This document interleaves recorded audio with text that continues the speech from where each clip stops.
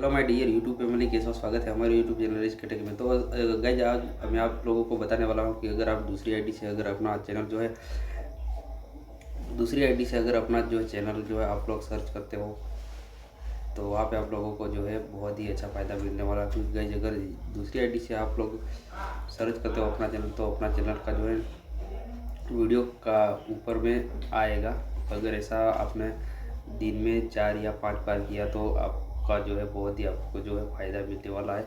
तो गाइज बहुत ही important video था, आप लोगों को बता दिया, छोटा सा वीडियो बट गाइज बहुत ही नॉलेजेबल वीडियो। क्योंकि अगर गाइज आपका चैनल जो ग्रो नहीं होता तो आप लोग दूसरी आईडी से अपने चैनल को सर्च कर सकते हो और उसको जो है ऊपर ला सकते हो। क्योंकि उसका जो है चैनल जो है ऊपर आ जाता है, आप लोग सर्च करते रहो तो वो बहुत ही आप लोगों को फ़ायदा मिलने वाला है। आप लोगों को पता नहीं चलेगा लेकिन वो चैनल जो है यूट्यूब जो है ऊपर भेजता रहता है आपकी चैनल का जो है वीडियो जो है ऊपर भेजता रहता है। तो बहुत ही नॉलेजेबल वीडियो आप लोगों को मैंने इसलिए कहा कि क्योंकि अगर आपका जो है चैनल ग्रो नहीं होता तो थोड़ा बहुत आप लोगों को सपोर्ट मिल जाए।